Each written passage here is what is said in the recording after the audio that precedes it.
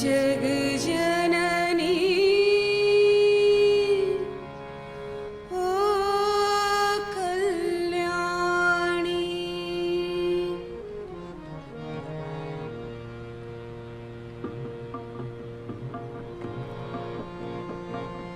ओ जग जननी ओ कल्याणी, ओ जग जननी ओ कल्याणी, दर्शन तेरा कितना अनुपम, दर्शन तेरा कितना अनुपम, जहाँ प्राप्त है श्री पुरुषोत्तम दिव्य जगत के सृष्टा सक्षम मूढ़ समझते इसे कहानी, ओ जग जननी ओ कल्याणी, ओ जग जननी ओ कल्याणी,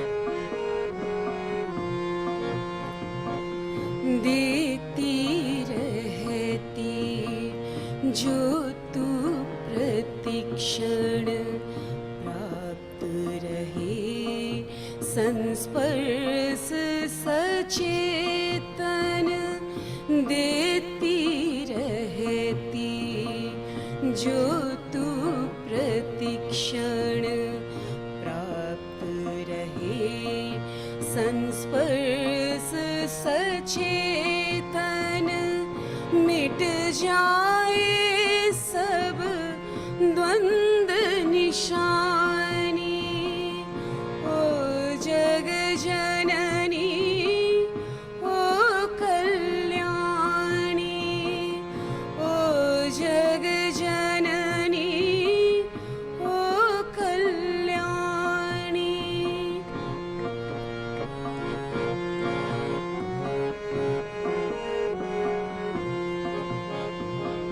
सब में पाकर तेरा दर्शन, हो विलोप मिथ्या आकर्षण, सब में पाकर तेरा दर्शन, हो विलोप मिथ्या आकर्षण, प्रतिबिंबित होता जो दर्पण,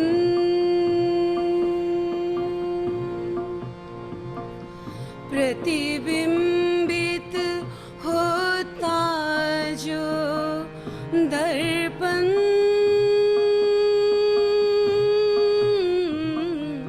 व्यक्त करे त्यों तुझको प्राणी, ओ जग जननी ओ कल्याणी, ओ जग जननी ओ कल्याणी, दर्शन तेरा कितना अनुपम, जहाँ प्राप्त है श्री पुरुषोत्तम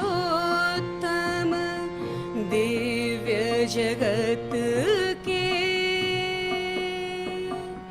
सृष्टा सक्षम मूढ़ समझते इसे कहानी, ओ जग जननी ओ कल्याणी, ओ कल्याणी, ओ Kalyani.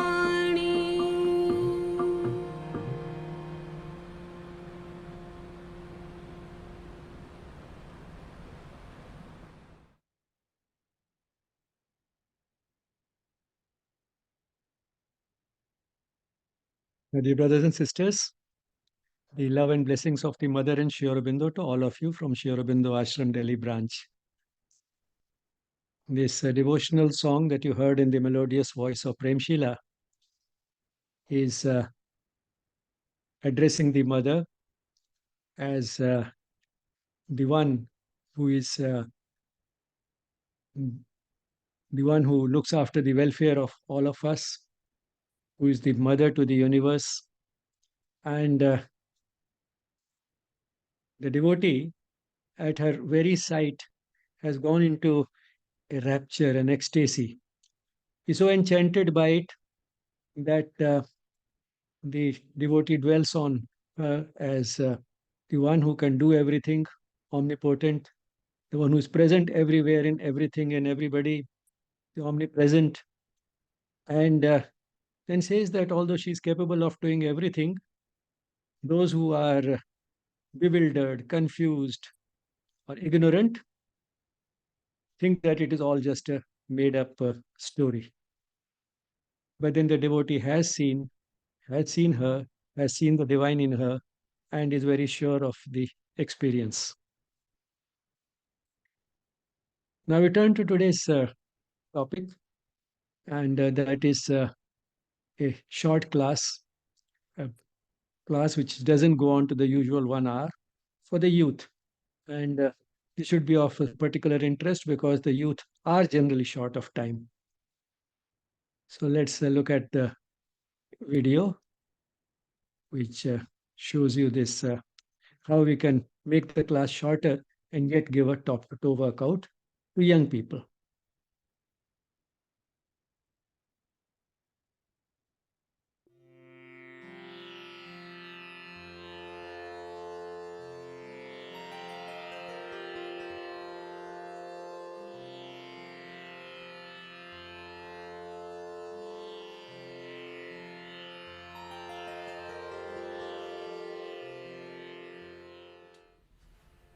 Suppose you have only 30 minutes available for a class instead of the standard 1 hour, and the group of students in front of you consists of young people, young energetic people. They may not be very familiar with the yogic practices, but their bodies are flexible and they have a lot of energy. We want something vigorous for a workout. Then how will we conduct the class? Here I have with me a young student, Arpita, and she'll be giving you the demonstration.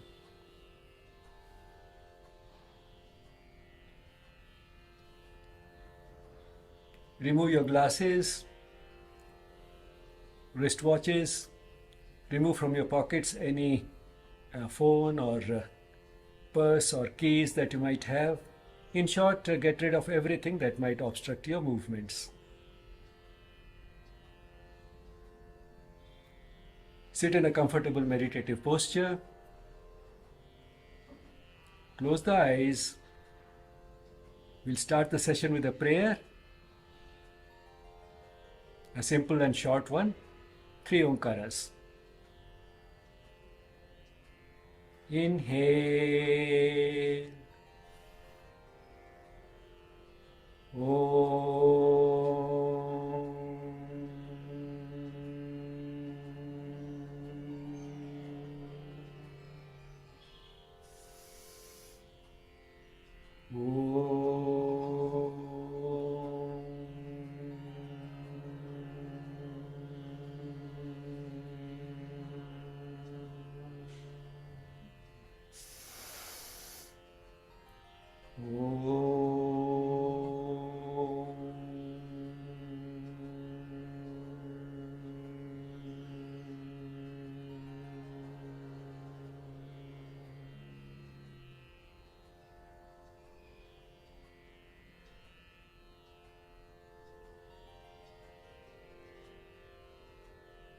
Rub your palms. Cup the palms and place them in front of the closed eyes.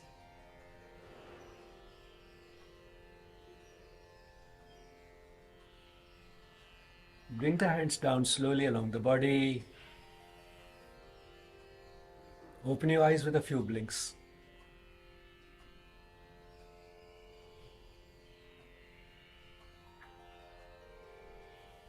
Now the warm-up. For young people, when the time available is less, we can straight away go to what is stationary running.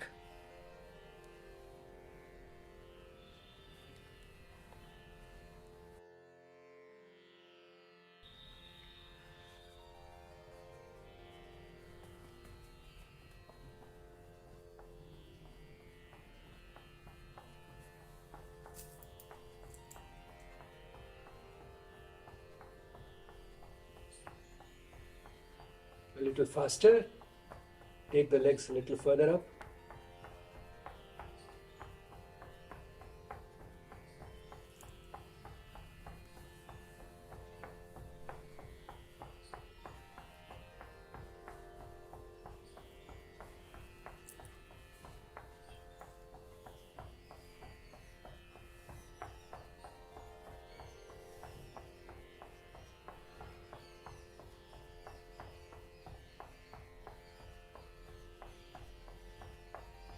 Slow down.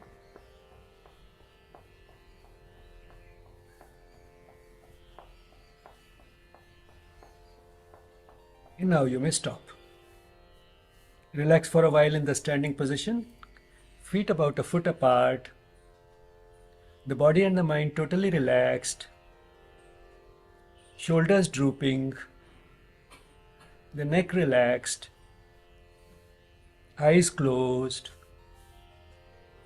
Slow and deep breathing.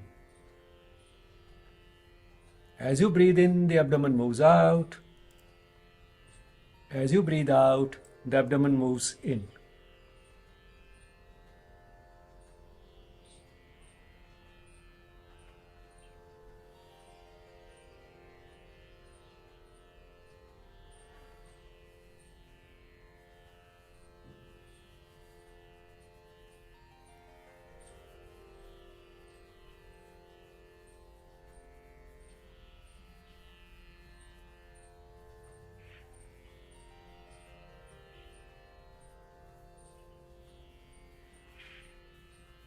Okay, now we go to the bridge between the warm-up and the traditional asanas, that is Surya Namaskar.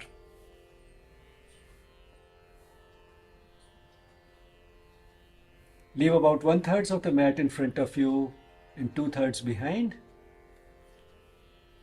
Come to Namaskar Mudra. Inhale as you take the arms up and back. Exhale as you come down.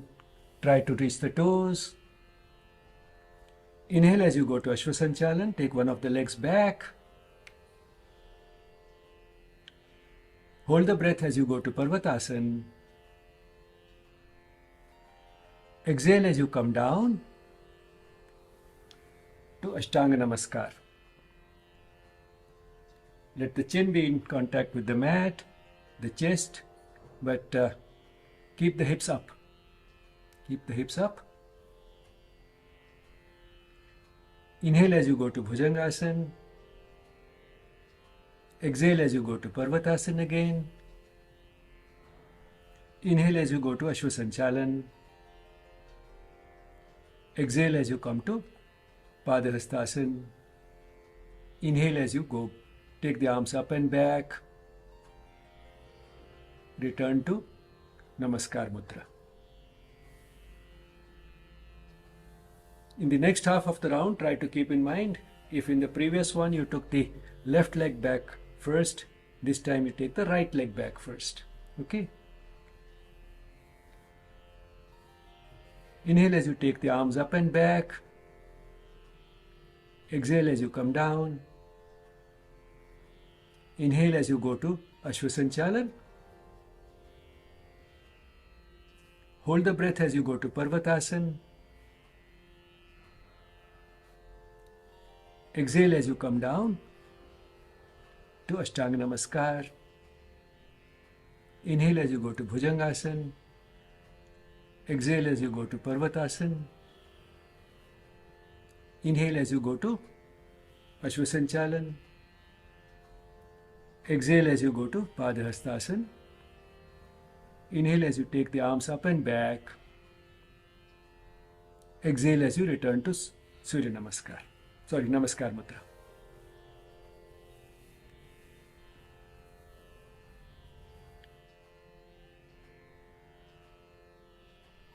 Kati Chakrasana, or the spinal twist in the standing position. Feet a little further apart, arms horizontal. Take a deep breath in. Breathe out as you turn to one side. Look at the hand on the same side as the one to which you have turned. 1, 2, 3, 4, 5. Come back slowly. The other side. 1, 2, 3, 4, 5. Inhale as you come back. Exhale as you bring the hands down.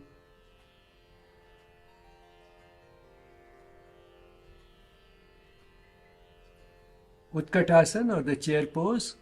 Feet close together. Arms horizontal in front of you. Go down. Imagine as if you're sitting on a chair.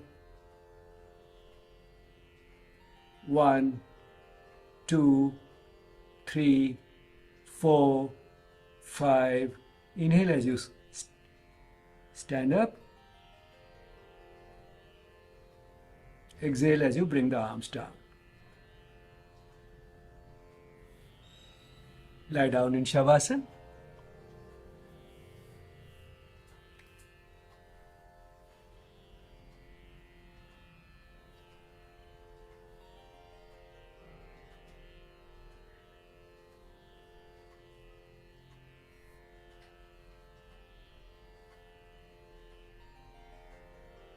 We'll skip Prishthabhumi Tadasana because that will get incorporated in Naukasana, and we'll also skip Meru Vakrasana because the spine has already been twisted once in the standing position in Kati Chakrasana.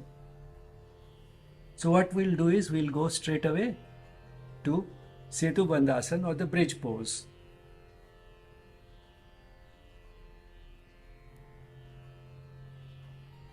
Slow and deep breathing.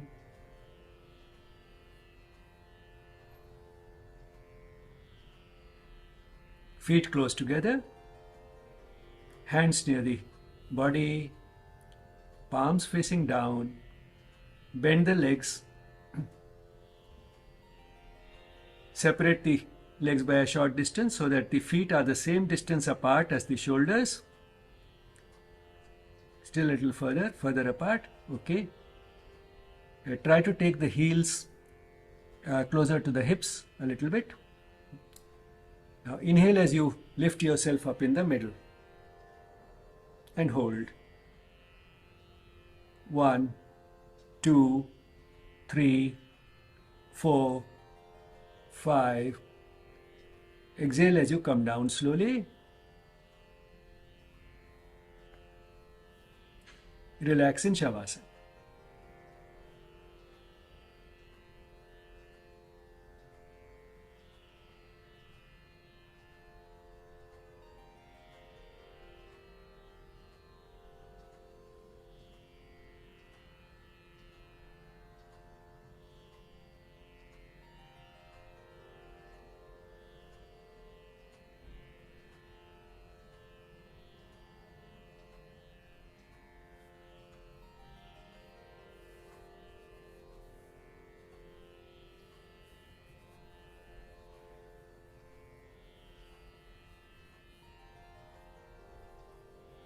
Now the counter pose for Setu Bandhasana, Pavan Muktasana, literally the wind release posture. Feet close together. Bend the legs. Encircle the legs with your arms. Try to take the thighs as close to the abdomen as you can. And if you don't have back pain or neck pain, bring the face as close to the knees as you can. And hold there. Press hard. 1, 2, 3, 4, 5. Release the clasp. Legs up, head down. Bring the legs down slowly without lifting the head.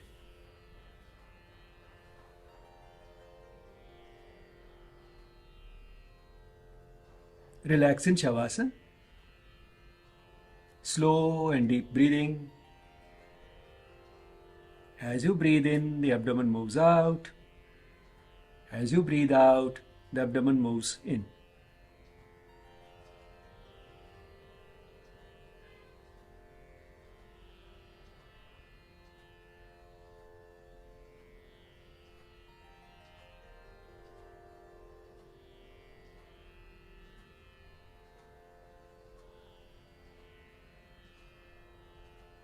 Naukasana or the boat pose.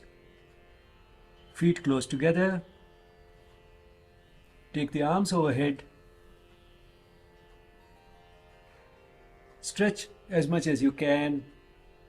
Imagine as if somebody is pulling at your fingers and toes. Now lift the head, arms and shoulders up. Half a boat, that is Ardha Naukasana. Now lift up also the legs and the feet. Full boat, Purna Naukasana. 1, 2, 3, 4, 5. Come back slowly.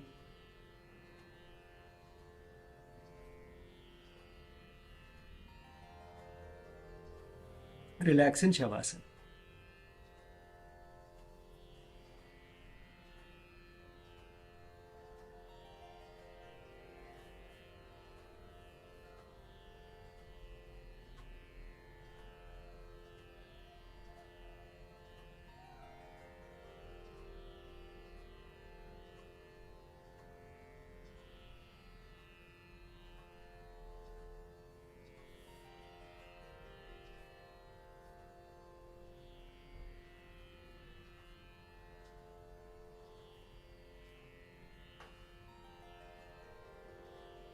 Now we'll counterpose these previous postures with the Matsyasana or the fish pose. Feet close together, hands near the ears. Taking the support of both the hands, lift up the head and shoulders. Lift up the head enough to be able to turn the neck back.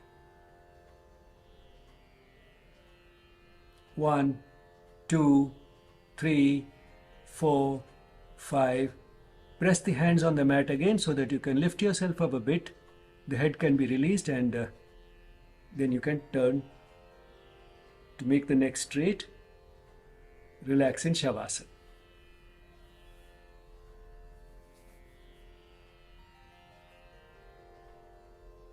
Slow and deep breathing.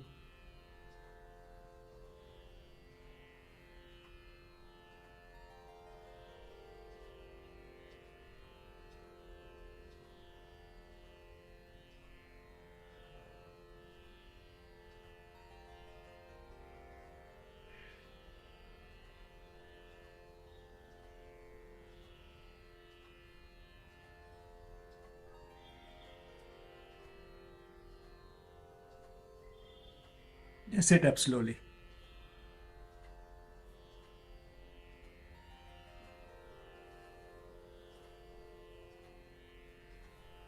You can stay like this. In the sitting posture, we'll start with Paschimottanasana or the forward bend. Straighten the legs.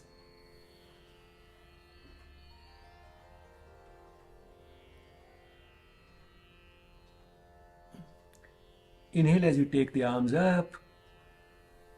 Stretch as much as you can. Bend yourself at the lower back and try to reach the toes without bending the knees. 1. Look at your knees. 2, 3, 4, 5. Inhale as you take the arms up. Exhale as you bring the arms down and take them a little behind the body. Legs apart. Relax in Shithil Dandasana. Slow and deep breathing. the body completely relaxed. Let the head hang in front of you or behind you or to the side, whichever way you are most comfortable.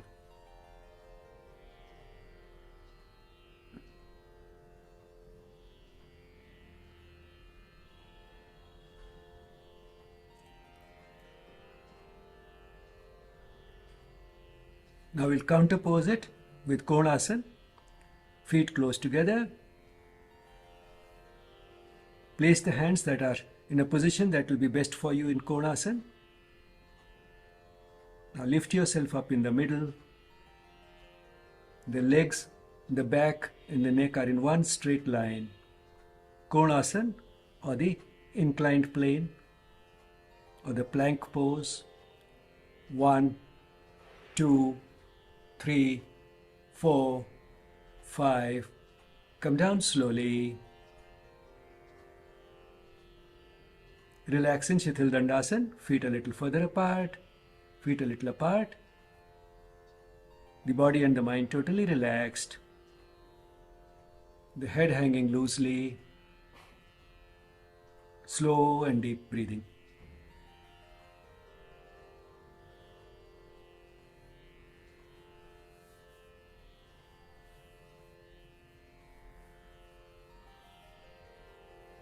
Now come to Vajrasana or the Thunderbolt posture or the Namaz pose. Leave about 2/3 of the mat in front of you, 1/3 behind. Can come a little forward. That's enough.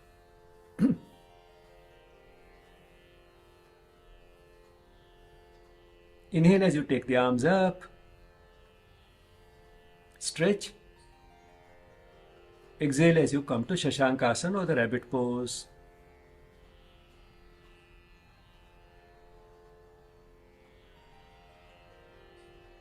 One, 2, 3, 4, 5. Inhale as you take the arms up.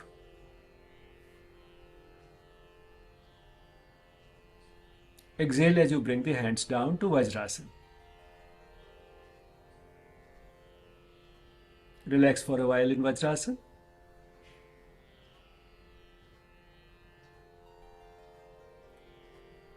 Position for Ustrasana or the camel pose.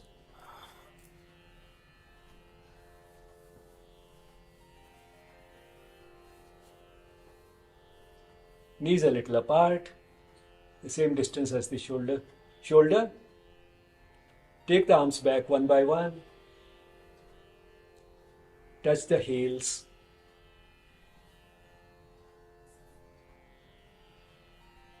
Tummy out, chest out, look back. 1, 2, 3, 4, 5. Exhale as you come to Parvatasana or the mountain pose.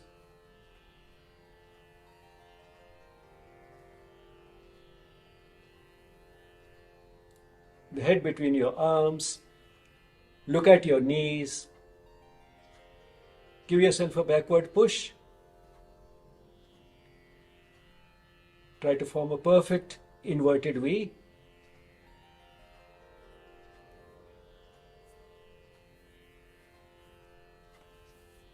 One, 2, 3, 4, 5. Exhale as you come down to Makarasana or the crocodile pose. Feet a little apart. Slow and deep breathing. As you breathe in, the abdomen presses against the mat.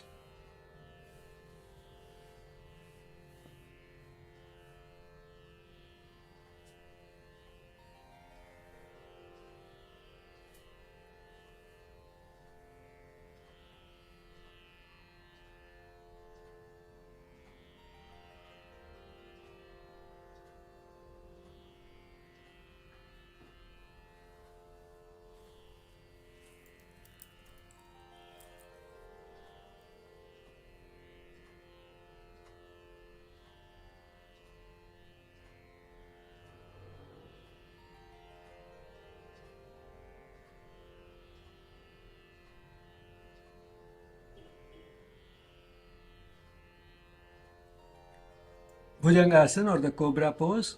Feet close together, hands near the shoulders. Lift the head, shoulders and the chest up. Look back. 1, 2, 3, 4, 5. Exhale as you come back slowly. Makarasana. Crocodile pose. Feet a little apart.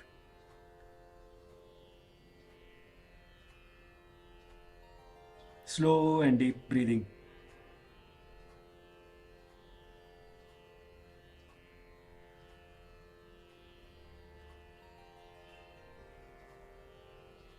Now we'll go to Dhanurasana. Let the feet stay apart. Bend the legs at the knees. Take the arms back to hold the ankles. Lift the chest and the thighs off the ground. Bend as much as you can. Look back.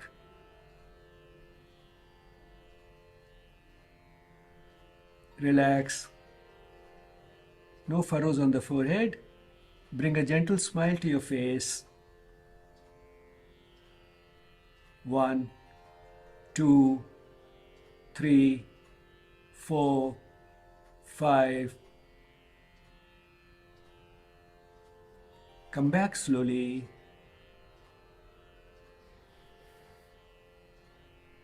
Back to Makarasana or the crocodile pose.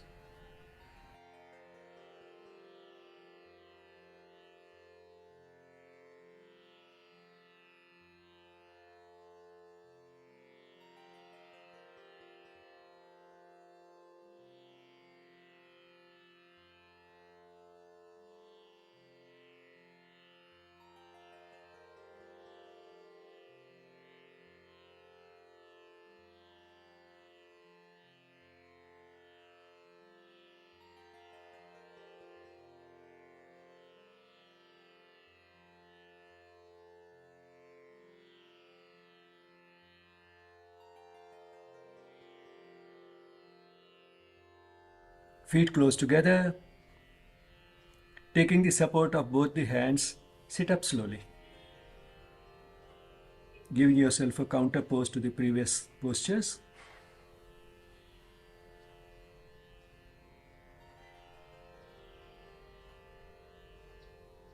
Come to a meditative posture.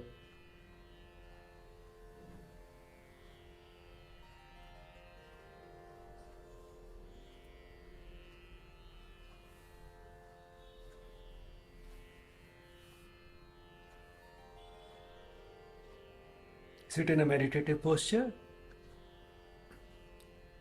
Now we'll do a few eye exercises, particularly important for the young people because they spend a lot of time on computers and reading and writing.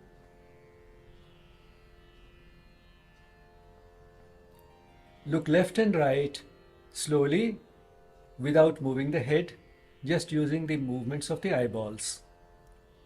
Slow and smooth movements of the eyes for looking left and right. Start.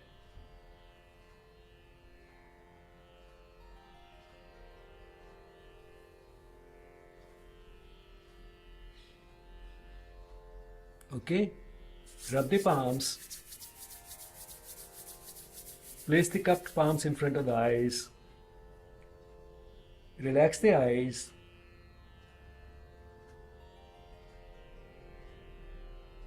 Bring the hands down slowly to a meditative posture. Move the eyes up and down slowly without a jerk. Smooth movements.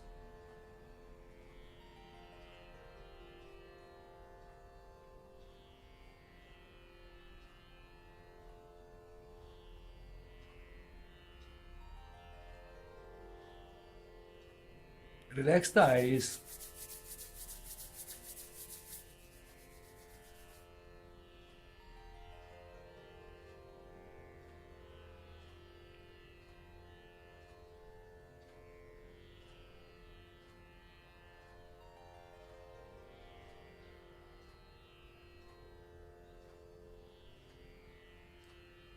Bring the hands down slowly.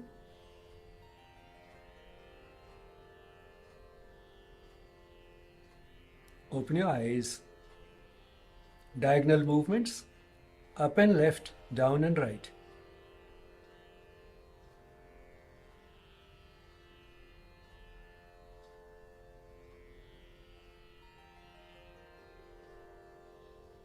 Now up and right, down and left.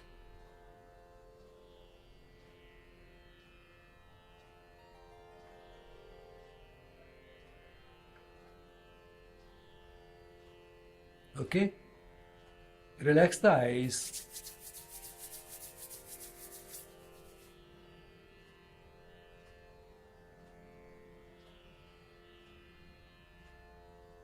Bring the hands down and open the eyes. Rotational movements. First, clockwise movements of the eyes.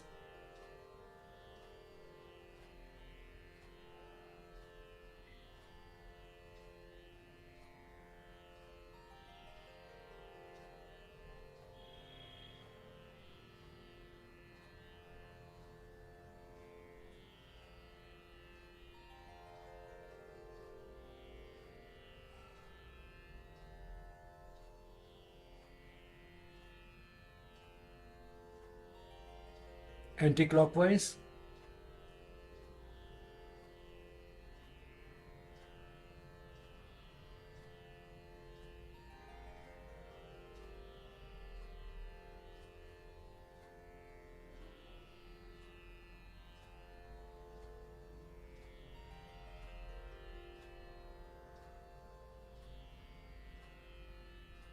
Okay. Relax the eyes.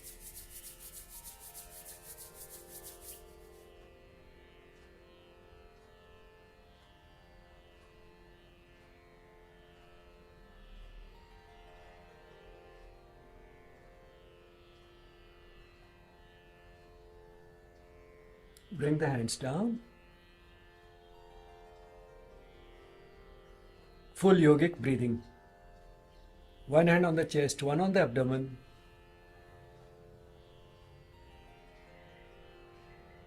As you inhale, move from the abdomen up towards the shoulders. As you exhale, move down from the shoulders to the abdomen. Finally, squeezing out a little more air forcefully as the abdomen goes in. Count mentally from 1 to 5 while breathing in, and count backwards from 10 to 1 while breathing out. Let's begin. Inhale.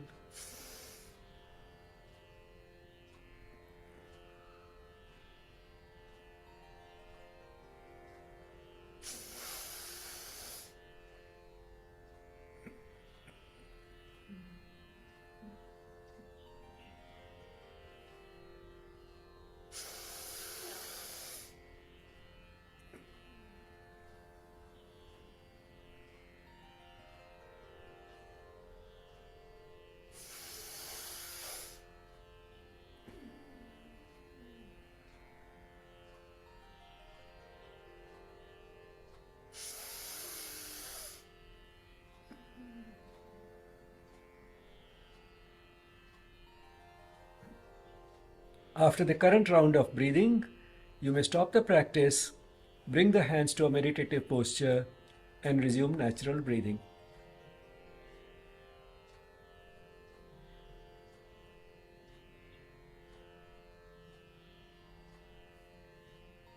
Alternate nostril breathing. Fold the 2 fingers just next to the thumb. Take the hand towards the nose. Adopt Nasika Mudra. Just a little pressure with the thumb will block the right nostril, and just a little pressure with the ring finger will block the left nostril. Keep the neck straight. Block the right nostril. Breathe out through the left. In through the left. Block the left. Out through the right.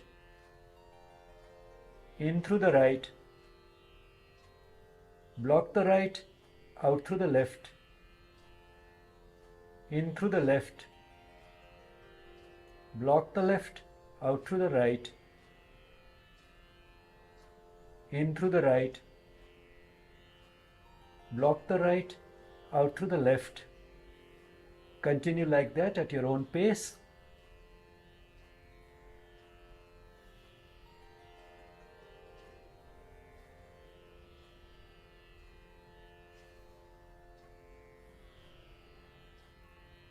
Keep the neck straight.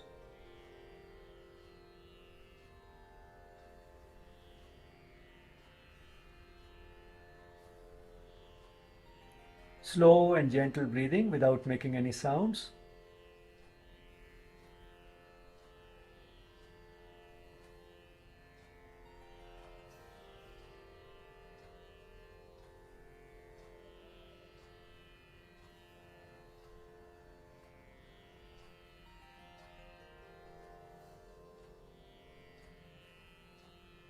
After you breathe out through the left nostril the next time, you may stop the practice, release the mudra, bring the hand down to a meditative posture, and resume natural breathing.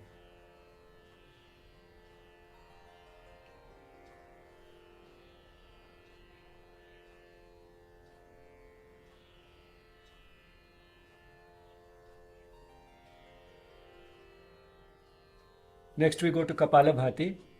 Most young people are unlikely to have any contraindication to Kapalabhati, but still for good order it's better to tell the students about that so that if anyone has any of those conditions, then they should not do Kapalabhati.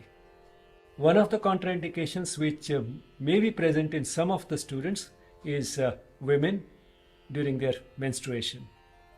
But apart from that, the other contraindications are peptic ulcer, hernia, epilepsy, and back pain, neck pain, and even high blood pressure and heart disease, which are relative contraindications. Kapalabhati consists of forceful expulsion of air using the abdominal muscles, followed by passive inhalation. So let's begin.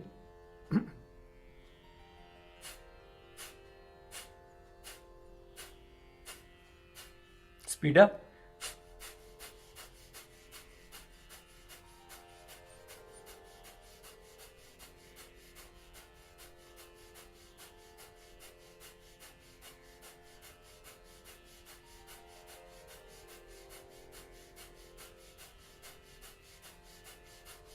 Slow down.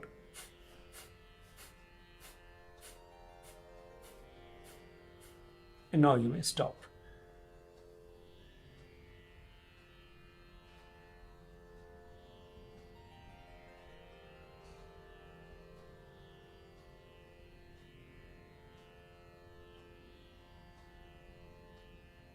Next we can do a relaxing pranayama, Bhramari, to which there is no contraindication. Bhramari consists of deep inhalation followed by chanting of the na sound during exhalation.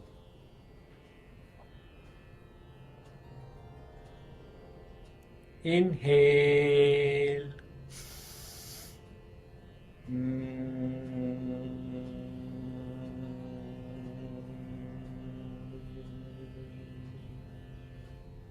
Feel the soothing resonance in the head while breathing out.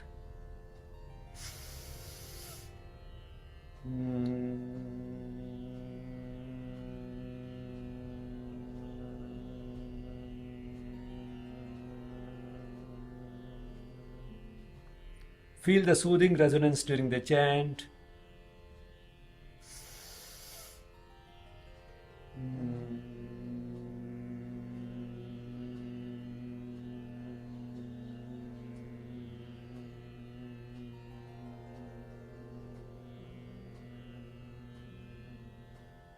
Last two rounds.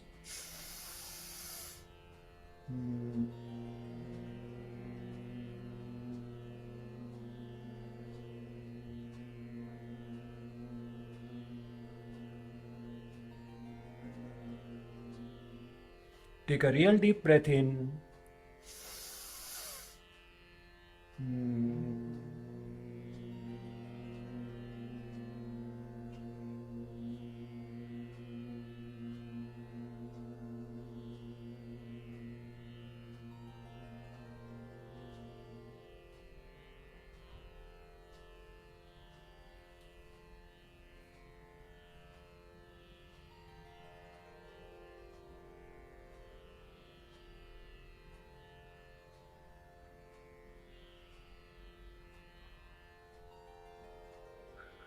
If one is really short of time, one can stop there because Bhramari itself is relaxation.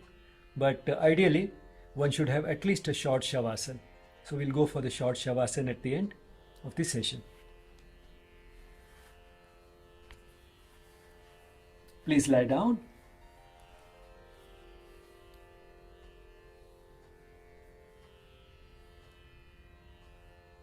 Feet a foot apart, hands a little away from the body, palms facing upwards, eyes closed, slow and deep breathing. As you breathe in, the abdomen moves out. As you breathe out, the abdomen moves in.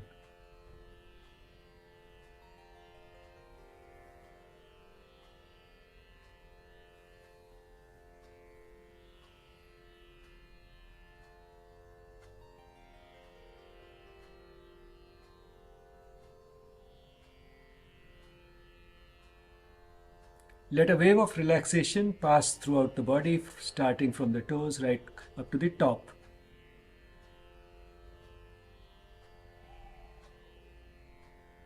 The body and the mind totally relaxed. The body should be so relaxed that as you breathe out, you should have a feeling of sinking into the mat.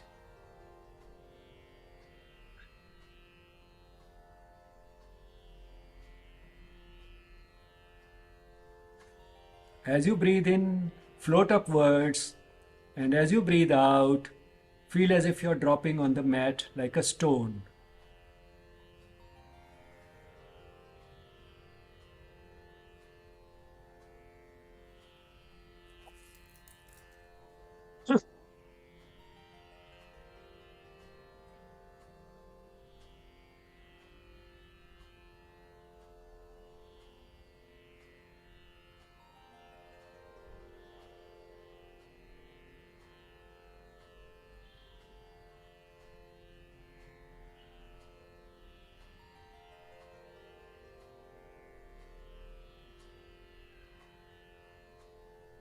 Feet close together.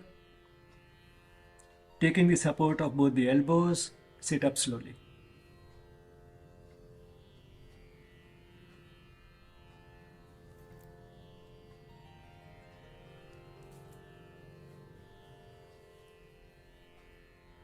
Keep the eyes closed.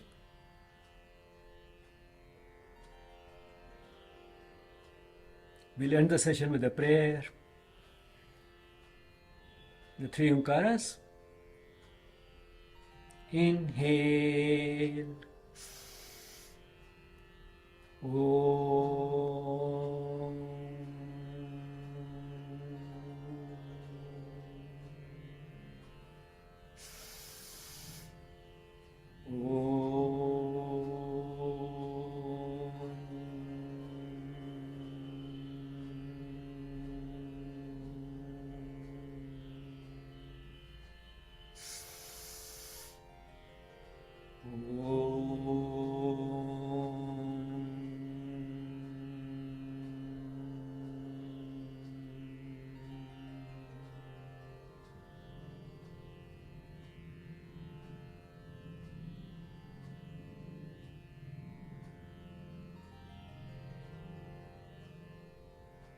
Rub your palms.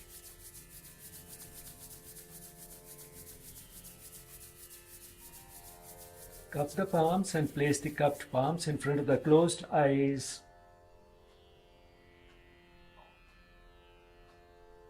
Enjoy the eyes relaxing in warmth and total darkness.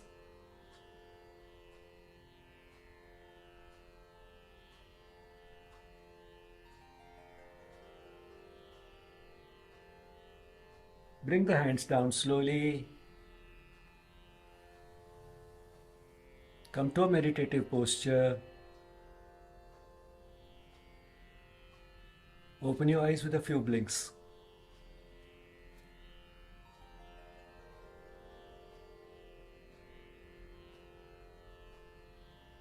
Thank you.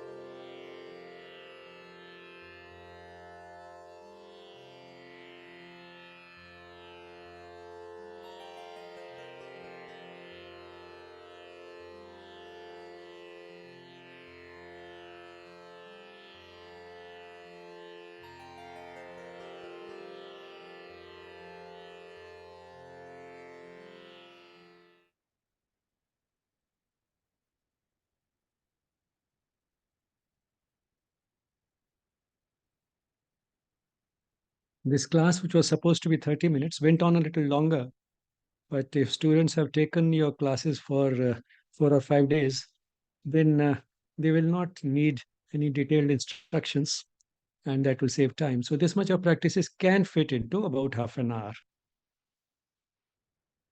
Uh, I saw there were a few questions in the chat. You can take those up before we go further.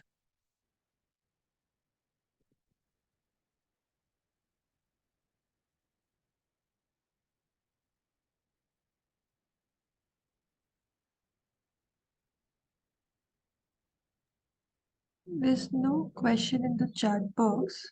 Maybe if somebody likes to ask, they can unmute and ask.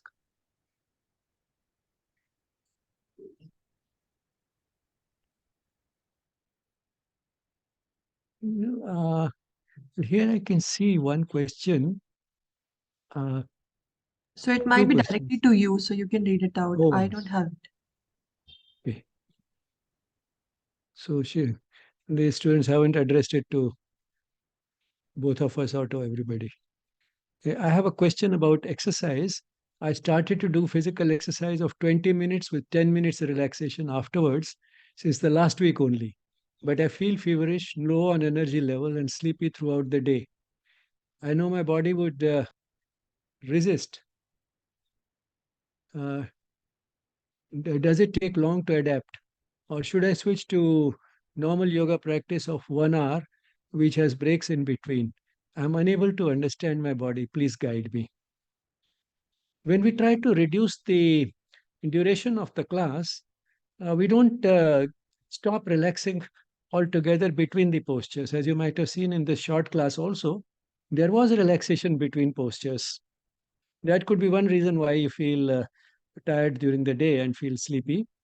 But apart from that, it may also be because otherwise you are not sleeping enough. You are you cut down on your practice because you are extremely busy and are cutting down not only on the exercise but also cutting down on sleep. And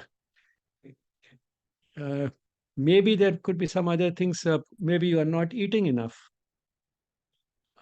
because if we don't eat enough, that one of the first responses of the body is to try and do minimize physical activity and to increase the sleepiness during the day. These could be some of the reasons why you are feeling sleepy. Maybe you can share if any of these reasons actually applies to you. This question is from Ramita. The next one also is from her only.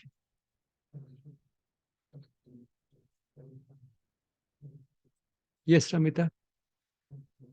Do any of these reasons apply to you? Why you may be feeling tired and sleepy? Sir, actually, I'm not very used to this physical exercise. So I just recently started, and cutting down on sleep I have not done, but I'm unable to sleep at night. Matlab, insomnia symptoms with unable to sleep. So I get to sleep very late. Even though I lie down at 10 o'clock, I am able to sleep by 1 o'clock. So that's what is happening with me. So I think that seems to be the major reason why you feel tired and sleepy during the day. It's not because of exercise, it's because of lack of sleep. So uh, I'm not sure whether you saw that, took that class which we had on sleep. If you haven't, you can go back to that video. In any case, you watch that video again and see if that helps. Your second question is about that I'm 37-year-old. Is it too late to start exercising? No, not at all. It's never too late to begin. So 37 is quite young. In fact, people start when they are pretty sort of senior citizens. That's when they start getting physically active sometimes. One has to hasten slowly, but you can start at any age.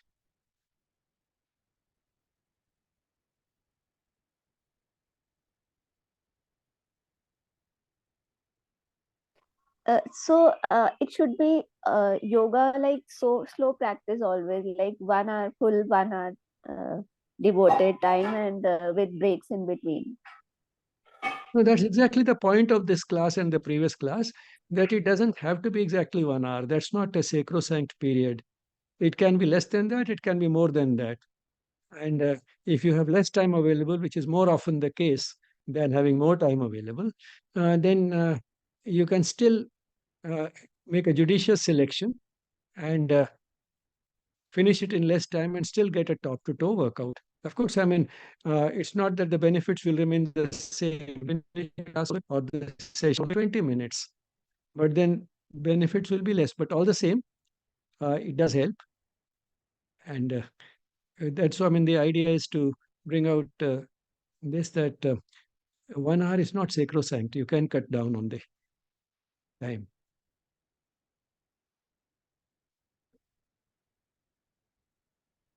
Mukunji, do you have a question? I saw you wrote something in the chat and it disappeared.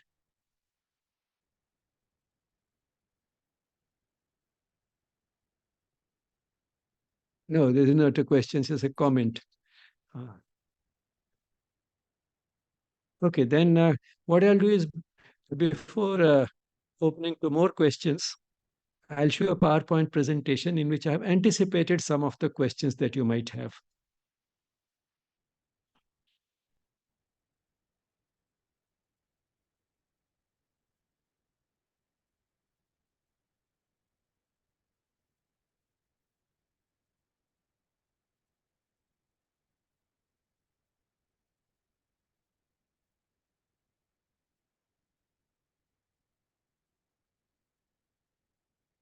Yes, it can be done in 30 minutes. And you've seen one way in which it can be done in this pre-recorded video. The first question here is it better to have a rough time allocation, especially when the time available is short? Should you have sort of in advance some sort of a rough time allocation so that you can finish the class on time? Yes, you can keep, say, 8 minutes for the standing postures, for postures in the lying supine position, 10 minutes for postures in the sitting and lying down prone position, 4 minutes for pranayamas, and 2 minutes for closing the closing shavasana and closing prayer. So 8 plus 6, 14, plus 10, 24, plus 4, 28, plus 2, 30. So that gives you 30 minutes. So this can be used as a rough guide as you go along. So if you keep looking at the watch as the session is proceeding, you know that you are on time, you are on track. The next question is, why and when do I hold the watch? You might have seen that I was holding the watch while the class was going on. And these are some of the points at which one may hold the watch. First is to stop stationary running before the student is exhausted. In this case, the warm-up was through stationary running. So you don't want that to go on too long, otherwise the student may be exhausted. Then to stop Kapalabhati before the student may become dizzy. As a rule of the thumb, one should stop a round of Kapalabhati after about 20 seconds. After stopping for a while, one can have a second round, but it should not go on continuously for more than 20 seconds because otherwise the student may become dizzy and eventually even faint. So Kapalabhati, again, unless you are keeping a count in some other way, by maybe counting the number of rapid breaths and so on, one of the most objective ways would be to look at your watch and stop at 20 seconds. Stop means slow down and then stop. Then the watch may also be used to decide how long to allow for relaxation of a part of the body during Shavasana before moving to the next part. You know, when you have a little more time available for Shavasana, we relax each part of the body one by one, starting with the toes, going to the calf muscles, the legs, the abdomen, and the lower back, the upper back, the chest, hands and arms, shoulders and neck, and the face, and so on. So you move from below upwards. Now, if you just say, relax your feet, relax your calf muscles, relax your thighs, it will not work because once you said relax your feet, you have to allow time for the student to actually relax the feet. So you have to allow some time. Now, how much time to allow? That will depend upon the total time available. And what I generally do, and it works out quite well, is if the time available is, say, only 10 to 15 minutes for the Shavasana, say about 10 minutes or so, then I allow 7.5 seconds for saying that relax the part and actually letting the student relax before I go to the next part. So 7.5, I am able to see like this. Say, you're looking at the hand that moves fast. So when it has gone about 7.5, you go to the next part, and 15 is easier to see. So you are looking at blocks of 15 seconds at a time, splitting it into two. The, During the first half of this 15-second cycle, you relax one part. During the next 7.5 seconds, you relax the next part. So the 7.5 seconds include your saying that relax such and such part of the body and the time given for relaxation. If the time available is longer, say 15 to 20 minutes for Shavasana, then for the same thing, I allow 10 seconds. So 10 seconds for saying that relax such and such part of the body and actually relaxing it.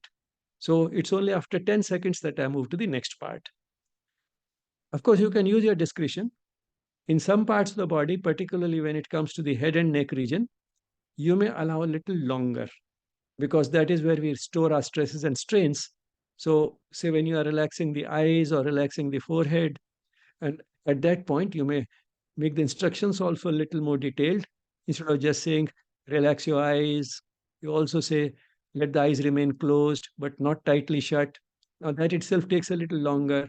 And then instead of allowing just 7.5 or 10 seconds, you may allow even 12 or 15 seconds for the eyes. And the same for the forehead. Relax your forehead. No creases on the forehead, please. Now, it takes a little longer than just saying relax the forehead. So you allow a little longer. So you may allow 10 or 12 seconds instead of 7.5 or 10 seconds. So then you find that you are consistent and you give enough time. At the same time, you finish the session on time.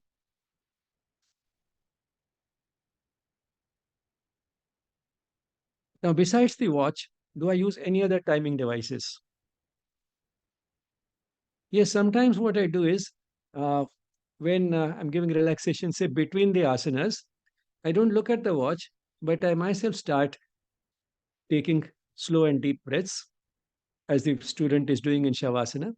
Say the student is relaxing in Shavasana between two postures, say between Setu Bandhasana and Pavan Muktasana. The student is relaxing, and in relaxation during Shavasana, the instructions are slow and deep breathing. So you also start breathing slowly and deeply. The teacher also starts doing that. So you count 5 of your own breaths to decide how much relaxation to allow between asanas. I find that generally about 5 breaths is quite enough. At that point, you can't give too much relaxation between asanas. The second point at which, second type of timing device that I use is during a full yogic breathing. One hand is on the chest and one on the abdomen. And you say want to give 5 rounds or 10 rounds. 5 rounds if the time available is short, 10 rounds if the time available is a little longer. Then you keep pressing. You may be practicing also the breathing, but then your pace of breathing during full yogic breathing may be different from the student's pace of breathing. So you let the student breathe at her own pace. But then at your pace, at least, you can keep a count. So after each cycle of breathing, you press one of the fingers. So if you finish the fingers of one hand, at least you have completed 5 cycles, and then you can take the student towards stopping the practice. Of course, the student doesn't have to stop it immediately. She has to stop it when she has completed her current round of breathing. So you tell her that after you have finished the current round of breathing, you may stop the practice, bring the hands down, and resume natural breathing. But then you have completed your 5 rounds. If you want to do 10, then you finish the fingers on both the hands. So keep pressing one finger at a time as you complete one round of full yogic breathing. The third type of timing device I use for alternate nostril breathing. In alternate nostril breathing, although you start with breathing out through the left nostril, that cycle actually starts with breathing in through the left nostril. So that is the point from which we start counting. So breathe in through the left, that's 1/4 of a cycle. So say mentally to yourself 0.25, out through the right 0.5, in through the right 0.75, out through the left, one cycle complete. So then you go to again in through the left, that becomes 1.25. So 1.25, 1.5, 1.75, 2, and so on. And so you know how many cycles have gone. And again, you may be practicing at your own pace. The student is practicing at her pace, but at least you are keeping account of your own cycles. So you can decide depending upon the time available, whether you stop at 6 cycles, 9 cycles, 12 cycles, or longer. And otherwise, you may yourself keep sort of lose track of how many cycles you have gone through. But this way, you're unlikely to do so. If you say wait for completing a cycle and then counting just 1, 2, 3 at the end of each cycle, sometimes you lose track of it. At least I do. But if you were saying mentally after every 1/4 of the cycle, then you don't lose track easily. The other devices that I use when it is done, say, with the background of devotional songs or and so on, then you can use the stanzas of the devotional songs. One stanza gives you some timing, then music between the two stanzas gives you another timing. So you can use these, and this can be done when the students have learned quite a bit, or you're doing it for your own practice. Then you don't need any instructions, and you just know what to do next. Then you can synchronize the practice with music, as we have done in some of the videos earlier.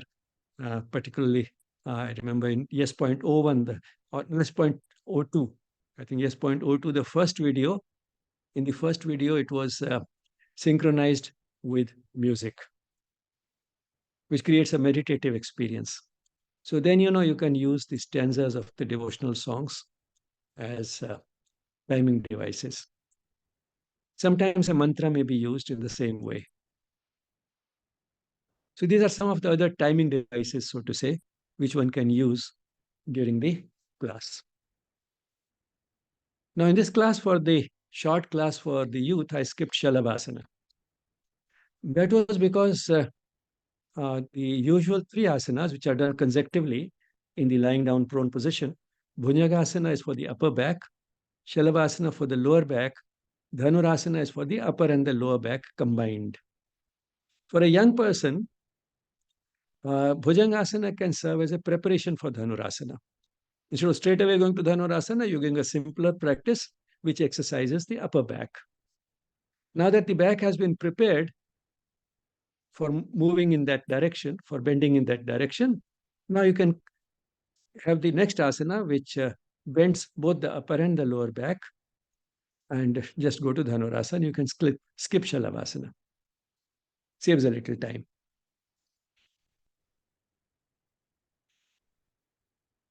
Now, can the class or my own practice be less than even 30 minutes? Yes, it can be. And the rough time allocation can be somewhat as follows. 3 minutes for the starting prayer and warm-up. 6 minutes for Surya Namaskar. So here you're focus sort of giving the practice or exercise mainly through Surya Namaskar. 3 minutes for pranayamas. 3 minutes for Shavasana and the closing prayer. So that gives you the whole thing in about 15 minutes. And even this prepares the young person for the day.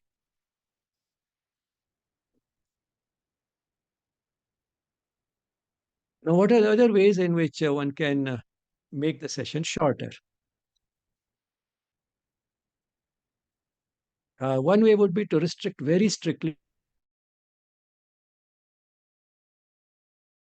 in the standing position, Setu Bandhasan and Pavan Muktasan in the lying down supine position, Vajrasan, Shashankasan, Ushtrasan, and Parvatasan in the sitting position, Bhujangasan, Shalavasan, and Dhanurasan in the lying down position, 5 rounds each of full yogic breathing and alternate nostril breathing So skipping Kapalabhati and Bhramari. Bhramari can be done during Shavasana. Bhramari can be done lying down. So this is how one can make the session really quite short. And of course, you can skip further if you like, say, during the prone position.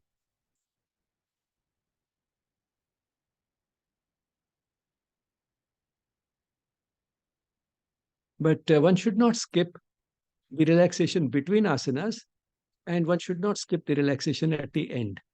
Even if it is short, some relaxation is essential also at the end. Are there still other ways for making the session shorter? Yes, you can make it shorter also by dividing the practices into 2 to 3 sections. Say, standing postures, lying down supine postures, sitting postures, lying down prone postures. That gives you 4 sections. So you can make any 2 to 3 sections which sort of are evenly balanced, because in some of these positions, the number of practices are very few, in some they are more.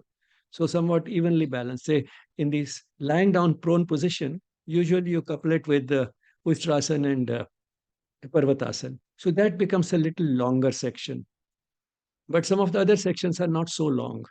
So if you divide the practice into 2 to 3 sections and do the consecutive sections on different days, consecutive days. Say one day you have done only standing and lying down supine postures. The next day you do only the sitting and the lying down uh, prone postures. So you get 2 sort of major sections. You do one section one day and the other section the next day.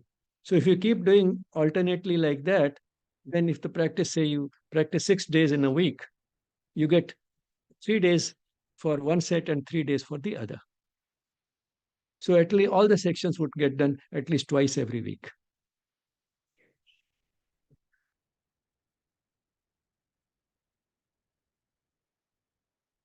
Are there any other secrets to share?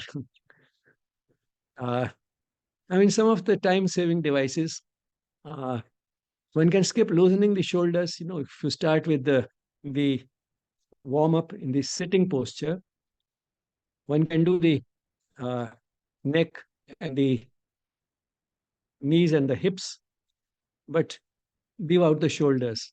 Because shoulders can be done in the standing position when the person is doing, say, hand stretch breathing. And hand stretch breathing can be, hands in and out breathing.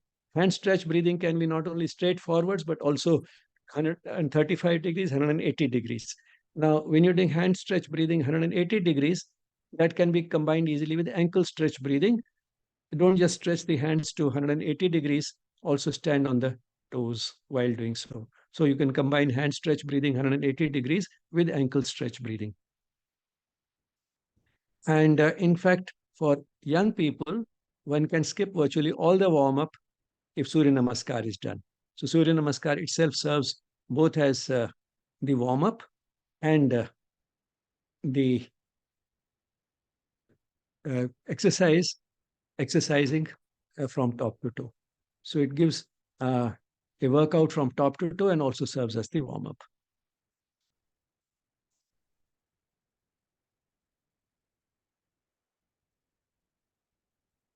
At the end of February, we'll finish with this ongoing course, Yes.04. And we have started preparing for Yes.05, which will be quite different. It will be not online, but offline. And there will be provision for assessment and certification during Yes.05. The dates and the venue, and whether we do it once or more than once this year and next year, would be decided depending upon the response to a questionnaire which has been circulated to all those who are on the mailing list of the Yes program. And please respond as soon as possible so that we have time to plan. It has been circulated only yesterday, and 11 responses have already come. By yesterday evening, there were 11 responses. So please respond as soon as possible so that we can decide on the details of the dates and the venue and the duration. better. Broadly speaking, one has to choose between the summer program and the winter program. The summer program would be held in one of the hill centers which we have in the Nainital district, and the winter program in the ashram in Delhi. Here is a little sort of pictorial view of some of the places where the sessions would be held in Yes Point 05. And this is a picture postcard view of Sri Aurobindo Ashram Delhi branch in New Delhi, and the meditation hall and the shrine. The shrine has the relics of Sri Aurobindo at the base of the cube, which you can see in that shrine. This is one of the inside views of the meditation hall of Sri Aurobindo Ashram Delhi branch, and this is another view of the inside of the meditation hall. Even if you attend the program in the hills, you will have to pass through Delhi. So in any case, you can visit the Delhi ashram, even if the program is in the hills. This is one of our centers in the hills, in the Nainital district, just about 30 minutes walk from the city of Nainital. And this is the open air area in Van Nivas, where we have the early morning physical practices of yoga. And in the afternoons, there are treks, irrespective of which hill center you have gone to. And this is the other center at Talla Ramgarh in the district Nainital. And this is about 1.5 hour drive from Kathgodam, which is the railway station at which you get down if you go by close to the city. This center, Madhuban, is not but very picturesque. So thank you all, and hope to get your responses soon so that we can plan Yes Point 05 well in advance.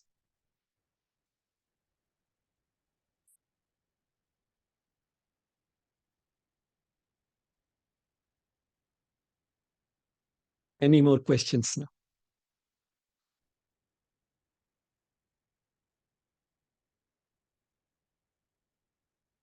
Thank you very much for the information. Yesterday I went through the questionnaire. It seems that you have courses for 7 days and also 15 days.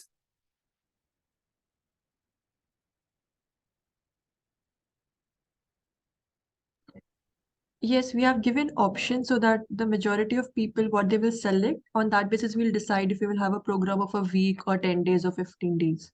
So accordingly, the duration will be decided.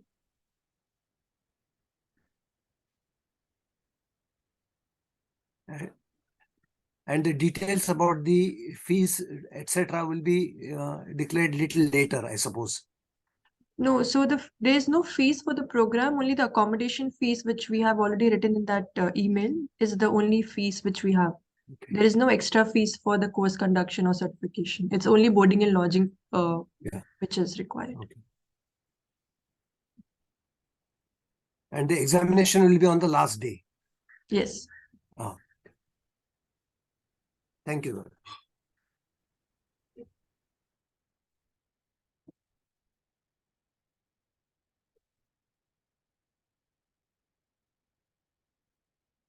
I think Serge has dropped out due to some internet error. So maybe we can wait for a minute if he can come back. Yeah. We can close with a moment of silence and continue tomorrow. Thank you, everyone.